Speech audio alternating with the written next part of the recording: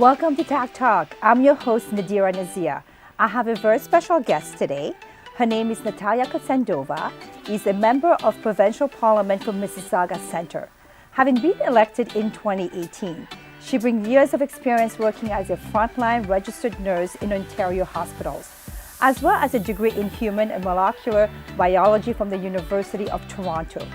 Originally born in Slovakia with Polish roots, Natalia immigrated to Mississauga as a child, speaking 5 languages, including French. She's a passionate advocate for equitable access to healthcare, mental health, women and youth in politics, and is actively engaged with the Polish community in Ontario and abroad. Natalia, welcome to the show. Thank you so much for having me, and Happy New Year. Happy New Year. I have to say, you are my first guest for this year. I'm really, really happy to see you and to talk to you about how did you get involved in politics? What made you decide to run for politics being a nurse? Well, you hit it right on the spot. Healthcare is my passion. And like you mentioned, equitable access to healthcare is something that I want to dedicate my life to working towards. And I became a nurse several years ago. And very quickly I realized that our current healthcare system is fragmented and a lot of inequalities exist. And so that was one of the main reasons why I got involved in politics, because under the previous Liberal government, we saw a lot of healthcare spending going into bureaucracy and not enough into the front lines. And so that's frankly the main reason why I got involved. So it's really great to see more women in politics as well too. And what was your kind of train of thoughts as you enter into politics? What is the main thing that you really want to change as a woman, also part of healthcare? So, being a woman in politics comes with its own challenges, but we live in Canada, in one of the best countries in the world, and Canada truly affords opportunities for people like me, someone who wasn't born in this country, but who immigrated to this country and has worked extremely hard since day one, to give back to Canada for all those opportunities. So I was able to go to university, and I have 2 Bachelor of Science degrees, and with that knowledge and with the, with that, passion, I decided, instead of complaining about what's not going well in our province, to actually get involved and do something to change it. And I think women's voices are extremely important in politics. We think a little bit differently than men, and so having that perspective is extremely important and valuable. We see more females take up leadership roles in politics and in companies, but we still have a lot of work to do to make sure that women voices are heard and that they're equally represented. Right now in our PC caucus, I'm very fortunate to have 23 other MPP colleagues for a total of 24. So that's 24 out of 74, it's about 30%. So there's still some work to do because, there's about 55% of women in Ontario as in the general population. So, I think women, when they decide to enter politics, they really have to ask themselves some tough questions, especially for young women of, childbearing age. It's important to maintain that work-life balance, but it shouldn't prevent us from actually seeking public office. And so that's why I decided to try it, see what happens. And I was fortunate enough, and I worked hard to get elected, and together with our wonderful team under the leadership of Premier Doug Ford, to make important changes in Ontario. So how's been your experience so far? Well, it's been a whirlwind. I have to say that for sure. I mean, nobody is born an MPP, and one thing is to volunteer for a political party or even work as a staffer. It's a whole different ball game to actually put your name on a ballot, seek public office, and then get elected. Because now, your name is out there, and all the decisions that are made by our government, we have to stand firmly behind. So, it comes with its challenges. It's definitely a learning process, getting briefings from all the ministries to doing our homework on what the previous government has done, looking at numbers, looking at budgets. Not all of us are economists, so it definitely takes a lot of learning. So I think I speak for myself and my colleagues to say that it's been wonderful. It's been a huge learning curve.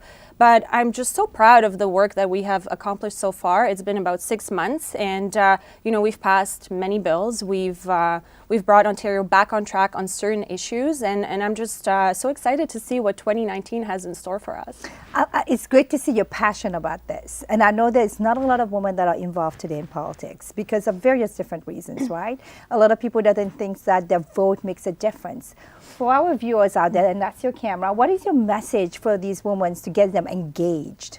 So I think for women, we always talk about the glass ceiling, and there was a lot of talk about the glass ceiling in the U.S. election last year when we had Hillary running against Donald.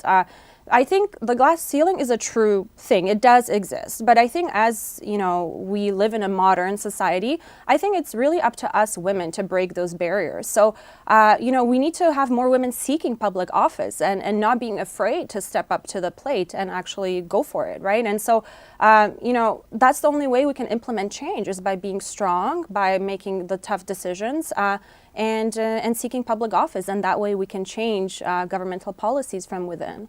Because a lot of women are mothers, right? They are the one raising the child, having a career, and they say, oh, I'm not sure if my vote is going to make a difference or if I can make a difference. And I think people like yourself are inspirations for these women to say, yes, you can make a difference. It is a lot of hard work. As you can say, it is a teamwork. But at the end of the day, they need to just get engaged. And what will be the first step that they can take? So, few things in that question. So, we actually have an MPP in our caucus currently, Christina Midas, who is an expecting mother. Her baby will be born sometimes in January, so we're really looking forward to that.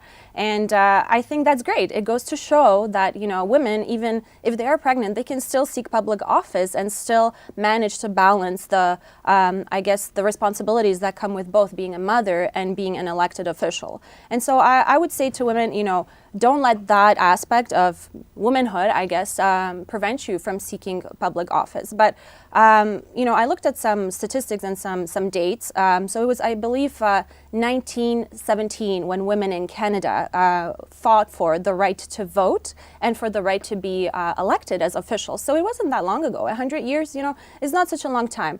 And it took all those women, those brave women, to really stand together and to fight for those rights. And because of them and thanks to them, we are able to today run for office. And we know that this is not true in all countries in the world. And there are certain countries in which women's rights are not respected. And so I think, living in Canada gives us such a great opportunity to really, have women's voices heard. And so first step, for me, the first step was being involved in a political party. I guess it takes a little bit of homework. You have to really look at yourself, look at your values, look at the parties and what their philosophies are, and where your views align and where you see yourself, your values most reflected with, and then start volunteering. Volunteering is a wonderful opportunity to learn more about yourself, learn about the community, learn about the political process, and that's really step number one: is getting more involved.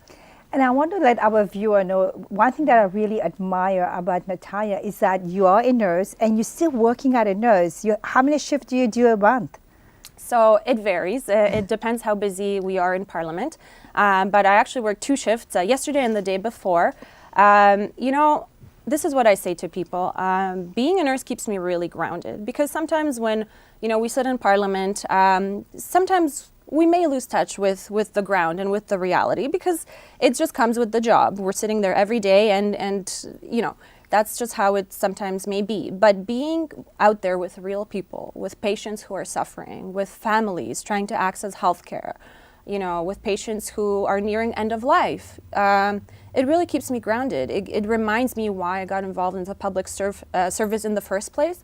And it gives me that motivation and that drive to work even harder as an MPP. And some people on Twitter criticize me, oh, how come you're still working? You should be working for the people of your community. Well, I tell you this, I am 100% working for the people of my community, whether it's at the bedside or whether it's advocating for issues as an MPP. And, it's quite normal for elected officials to still do a little bit of work to maintain their professional licenses. And, I've been cleared by the Integrity Commissioner of Ontario to do this work. But above all, it really gives me, a satisfaction to be there in the hospital and to see, that work that still needs to be done to make sure that our healthcare system is transformed. I always say to people, I think Christine Elliott, our Minister of Health, is doing a wonderful job, but she, I think, has the toughest job in this province. I would say maybe even tougher than our Premier, because Healthcare is our number one issue. This is the number one way that our constituents, the people of Ontario, interact with our Ontario government. It is the largest spending item in our budget. We spend billions and billions of dollars. Well, we need to make sure that those monies are spent right and that the money is going to frontline care. And 15 years of the Liberal rule has made a tremendous mess of our healthcare system, education, finances, for Christ's sake, but for many things. And so it's going to take time. Things will not change overnight. It's been 6 months and we've done a few steps into the right direction, but I frankly don't envy Christine Elliott because she has the toughest job. And, I'm there every step of the way to support her, whether it comes to nursing or healthcare issues or in any other capacity. But there is a lot of work to be done, and I certainly look forward to our government, transforming the way healthcare is delivered in Ontario. I really like the way that you stay connected with the people, especially mental health and health in general is something that you're very passionate about. So we're going to take a quick break and we're going to be right back. So next up, we're going to talk a little bit about Natalia. Who's Natalia? And get to know her likes and dislikes.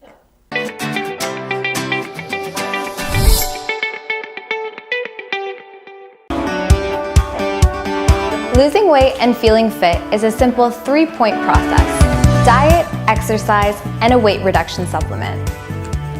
VegiSlim by Greenish is a Health Canada approved weight management formula that's effective, safe, vegetarian, and natural to use. Combined with the right diet and exercise plan, VegiSlim will bring you back onto the path of healthy living.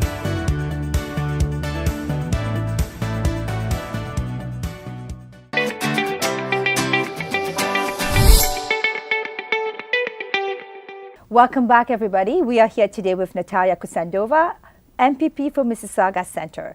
Natalia, I want the people of Mississauga Centre to really get to know who is Natalia, right? So we talk about your political aspirations, what you're doing, the nursing piece.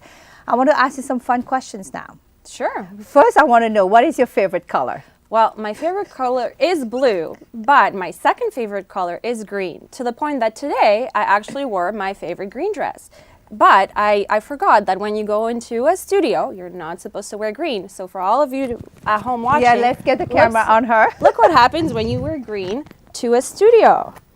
Ta-da! You now become the background. That's what happens. So for political rookies out there, make sure you don't wear green on your interview day because you will just blend with your backdrop. So that's a good learning. Absolutely. So what is your favorite vacation spot? You know what?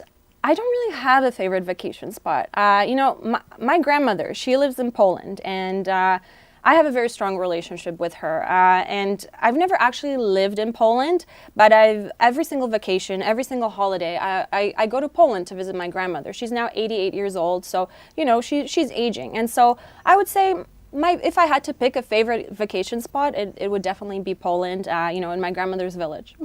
So do you prefer beaches or mountains? I love beaches. I went to Florida for a few days to recharge my batteries, so I love beaches, but I also do like hiking. I love nature, so I like mountains as well.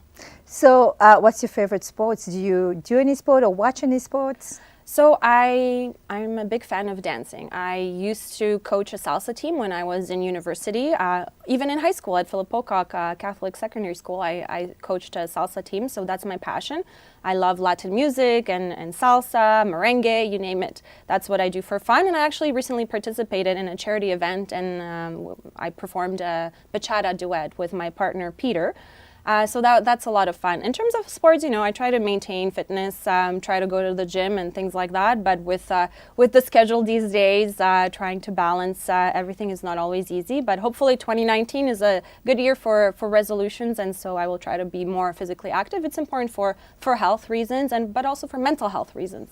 I want our viewer to know that Natalia is an amazing dancer. I actually witnessed it myself at the event you just mentioned, which is Color of Loves.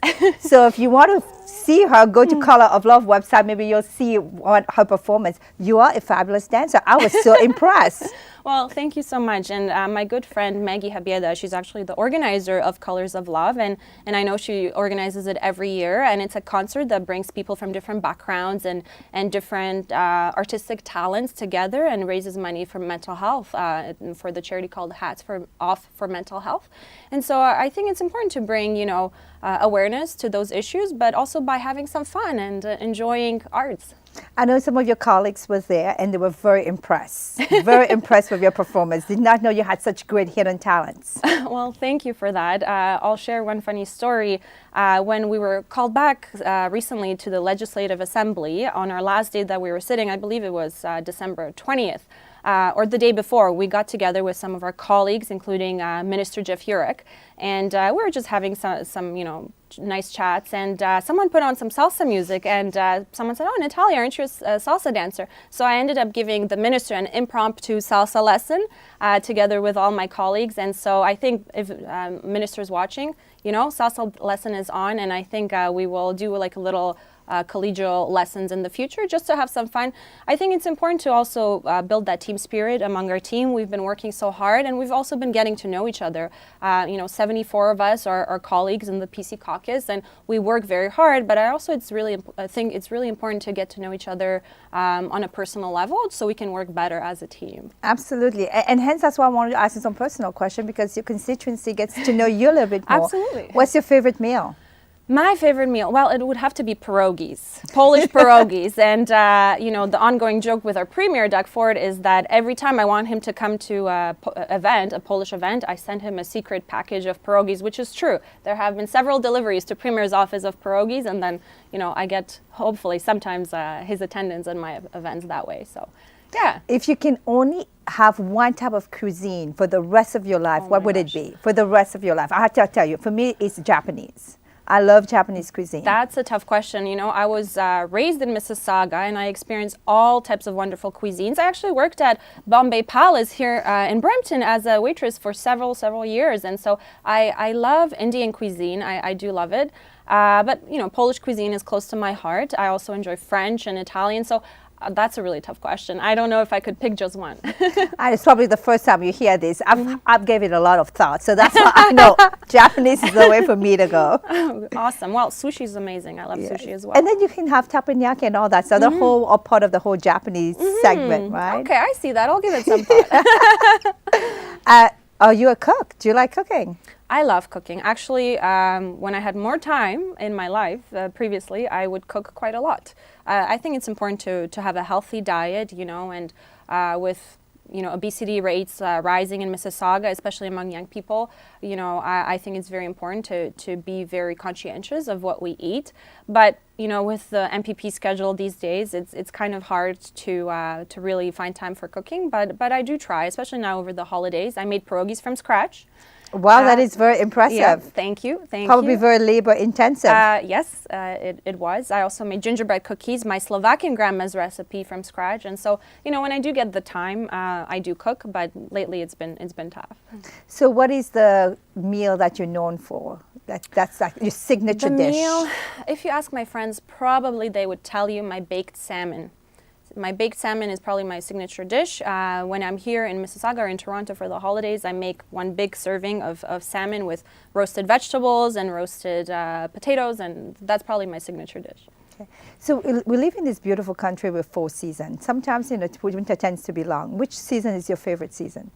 You know what? I have to say, obviously, the summer. I love summer, although I was born in the winter, so my birthday party is always in the winter, and, so I'm not a big winter sports person, but my brother, he loves snowboarding, and so sometimes, in the spirit of collegiality, I do join him to go skiing. But I love summer. That's why I was in Florida for a few days, and I really enjoyed the sunshine, and I really needed that vitamin D to recharge.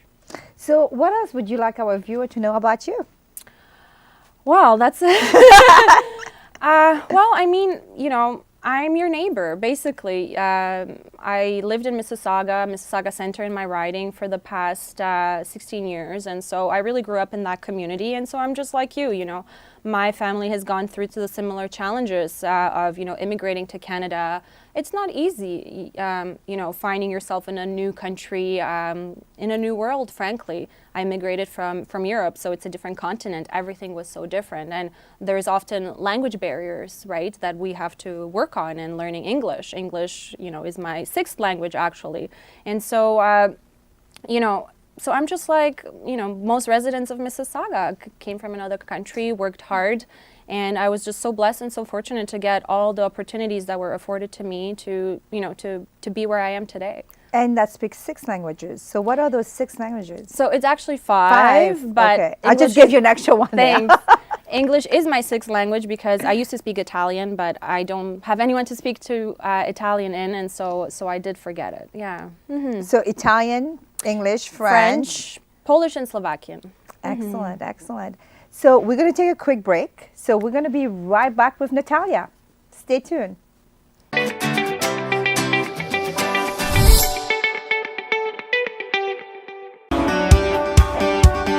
Losing weight and feeling fit is a simple 3-point process: diet, exercise, and a weight reduction supplement. VegiSlim by Greenish is a Health Canada approved weight management formula that's effective, safe, vegetarian, and natural to use. Combined with the right diet and exercise plan, VegiSlim will bring you back onto the path of healthy living.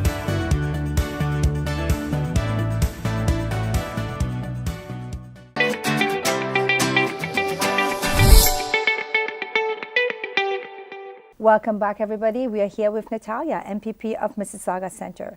Natalia, I want to talk more a little bit now about your office. So where's your office and how can people reach to you or get in touch with you if you have any ideas? So my constituency office is located at 10 Kingsbridge Garden Circle, Unit 708. It's at the intersection of Eglinton and Ontario, and we are open. We had our Christmas open house last month, and so anyone who wishes to get in touch with me, please give my office a call or an email, and I have quite a few days available now in January to meet with my constituents. I'm really glad to be back in the riding, to be able to have those meetings. As much as I love being in Parliament, you know, my heart is in the community, and so by all means, if anyone has any issues, any problems, or simply wants to chat, I'm available for meetings in the month of January and February. So what are the hours? So the office runs from 9 a.m. to 5 p.m., but I am also willing to take appointments outside of those hours if, you know, Is people it generally Monday to Friday? Monday to Friday, yes. Okay. Mm-hmm. So what are the key policies that you want to share with your constituency that you want to discuss that's been brought to in recent months? So a lot has happened in the last 6 months, but more recently, you know, one of the things that was very important for me in Mississauga was an announcement of 7 new mental health beds being funded by our government at our local Trillium Health Partners Hospital. So, you know, it's part of our overall strategy of, you know, reducing the burden of mental health and funding, you know, $1.9 billion over the next 10 years for more services in mental health. And so overall in Ontario, about 50 new beds were introduced across 12 hospitals. And so I was very happy that our local hospital was part of that announcement. Other things that we're working on is specifically to Mississauga is a more robust transportation, more like better transportation. And so, you know, together with our minister, Jeff Urick, we have had several meetings with our colleagues, the other MPPs in Mississauga and Brampton. And so we're looking at improving regional transportation. And so I'm hoping that there will be some announcements in the new year, and I'm very excited to be a part of that as well. So are these the key issues that your constituency kind of brought up and now is being addressed? So there are many, many issues that come up in the constituency, but health is number one. Even today I had several phone calls, you know, people telling me, sharing their healthcare journey with me. And so health, I would say, is number one issue. Transportation is easily number two, or maybe number three. Education comes up a lot as well.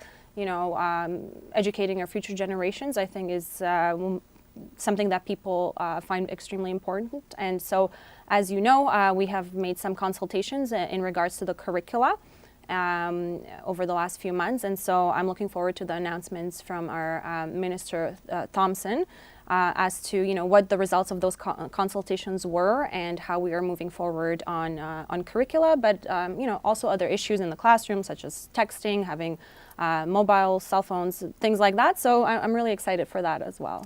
So for people that wants to get an update on the progress of those policies, where can they go? Everything is online these days. So any policies can be found on our ministry's websites. But also, if you can find certain information, you can contact my office and we'd be more than happy to share it with you. And I've noticed that you've also done Facebook Live with some updates. I think this is a great way of you keeping people up to date about what's going on, what's happening. So if you're not already a friend or following Natalia, you should be following Natalia on Facebook because you're giving really great updates to a lot of people about what's happening.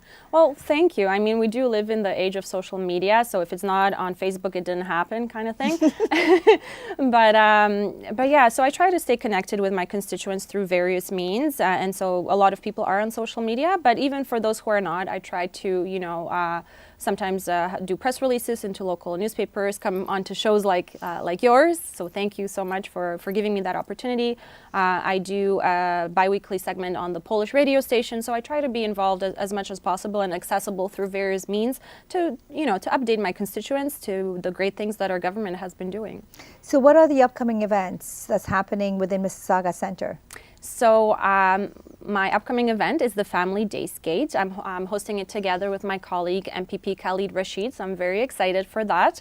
It will happen on the Sunday of Family Day weekend. So it's Sunday, February 17th from 1:30 to 3:30, I believe, at the Mississauga Valley Community Center. So I invite you all to come out for some skatings, for some hot chocolate, and for some interesting chats.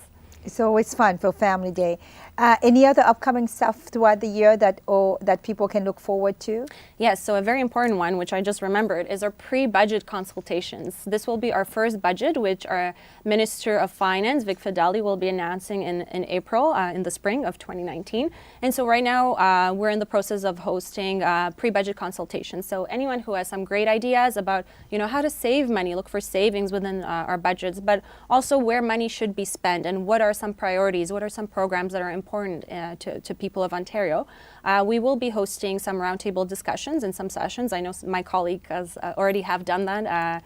Nina Tengri, I saw on social media that she's done hers, so kudos to her. Look out on my website for the date of when my budget consultation will be happening, and contact your local MPP offices. And submit those great ideas because we want to hear from you. What are those priorities? What are you thinking about? And so that way we can reflect that in our budget, which is coming up sooner than we think. This is a great engagement for all the people in Mississauga Center, actually all of Ontario. Reach out to your MPP. But for Natalia, check out her website. We'll have her website at the end of the show, so you'll be able to go and see what's happening, the latest update, probably information about the event for February the 17th. Anything else that you would like to share with our viewer? And that's your camera. I would like to wish all of my constituents and all of Ontarians a happy, prosperous, and healthy new year. And my number one message is that I'm here to listen. I feel blessed and fortunate to have been elected as your member of Provincial Parliament representing Mississauga Center. So I really want to hear from you. What are some challenges that are happening in your family? How can I help? How can I assist you or connect you with the right ministry? But also, what are your ideas? What should our government be focusing on? What are the priorities for you and your family? Where do you want to see us going? And so, Happy New Year. Please reach out to my office, and I really look forward to connecting with you. Natalia, a pleasure having you here. Thank you so much. It sounds like I need to have you back again just to talk about maybe what's been the progress and how things are going on. But appreciate your time, appreciate all your advice for women out there who wants to get involved, should get involved in politics. Your door is always open for your constituency to come and provide feedback. I like the idea of the fact for the budget, for those of you who have those fabulous, great ideas, let Natalia know. She will be your voice at Queen's Park so that she can share all these great ideas that you guys have. Thank you so much again for coming. I would like to thank my fashion stylist, Susie Tomasi, and her website is susieqjewels.com. A portion of her proceeds goes to the Women's Shelter. And my wonderful makeup artist, Mindy Bargy. Thank you everyone for joining us today. Please follow me on Instagram and check out my website nadirah.ca and subscribe to TAP TV. And please stay positive and start believing.